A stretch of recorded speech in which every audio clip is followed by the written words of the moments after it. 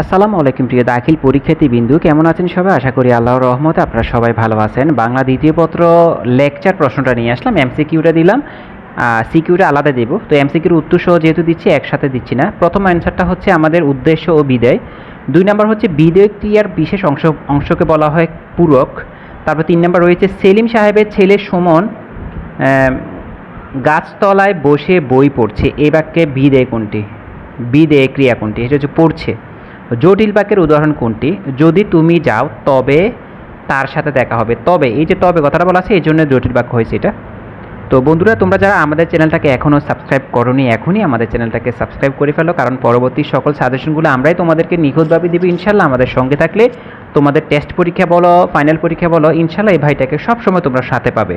তো অবশ্যই আমাদের 2টা চ্যানেল আছে, 2টা চ্যানেলকে সাবস্ক্রাইব করে রেখে দিও। ইনশাল্লাহ যে কোনো একটা চ্যানেলের মধ্যে আমরা সব কিছুই পাবে, একটা না পেলে আরেকটা পেয়ে যাবে, সমস্যা নাই। 5 নম্বর প্রশ্নের উত্তর হচ্ছে যেই সব লোক দুর্জন তারা পরিত্যাজ্য। 6 নম্বর হচ্ছে গঠন অনুযায়ী বাক্য কত প্রকার? সেটি হচ্ছে 3 প্রকার। বন্ধুরা, যদি কোনো কারণে একটা দুটো এমসিকিউ ভুল পরিলক্ষিত হয় সেটি আমাদের কমেন্ট করে জানিয়ে দিও, তাহলে আমরা পরবর্তীতে সেটি আপডেট করে সবাইকে জানিয়ে দেব।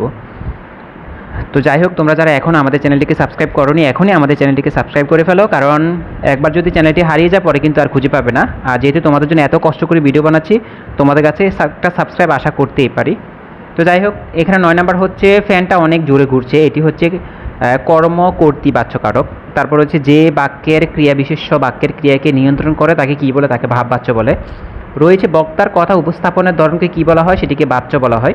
প্রত্যেক উক্তি পরোক্ষ উক্তিকে পরিবর্তনের সময় কালবাচক পদ পরিবর্তন হয়, সেটি হচ্ছে কাল অনুযায়ী। রয়েছে আমাদের 13 নম্বর প্রশ্ন, লেখার সময়ে কোনো কথা অব্যক্ত রাখতে চাইলে কোন বিরাম চিহ্ন ব্যবহার করা হয়? সেটি হচ্ছে ত্রিবিন্দু। তারপর রয়েছে বাংলা ভাষায় জ্যোতি বা ছেদ চিহ্ন কতটি? সেটি হচ্ছে 13টি। বাক্যের মধ্যকার একাধিক শব্দকে সংযুক্ত করতে কোন জ্যোতিচিহ্ন ব্যবহার করা হয়? সেটি হচ্ছে হাইফেন ব্যবহার করা হয়। শব্দের আবেদনিক অর্থই হচ্ছে বাচ্যার্থ। এখানে রয়েছে আমাদের ধীর সংকল্প অর্থ কোন বাগধারার মধ্যে রয়েছে? সেটি হচ্ছে এক কথার মানুষ। আমরা দ্বিতীয় অংশগুলো দেখি। এখানে এস পার ওস পার বাগধারাটির কী অর্থ প্রকাশ করেছে? সেটি হচ্ছে মীমাংসা। তারপর হচ্ছে বইফোর বাগধারাটির অর্থ কী? সেটি হচ্ছে নতুন আগমন। তো বন্ধুরা, তোমরা যারা এখনও আমাদের চ্যানেলটিকে সাবস্ক্রাইব করোনি অবশ্যই এখনই সাবস্ক্রাইব করে ফেলো।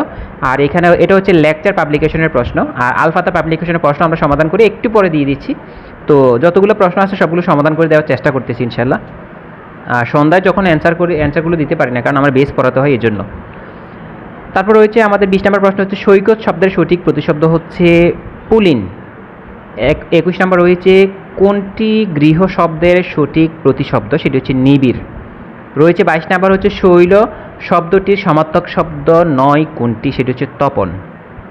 তো যাই হোক, যদি কোনো কারণে একটা দুইটা ভুল পরিলক্ষিত হয় সেটিকে আমাদের কমেন্ট করে জানিয়ে দিও, কারণ খুব তাড়াতাড়ি এমসিকিউ সমাধান করেছি, মানুষ মাত্রই ভুল হতে পারে।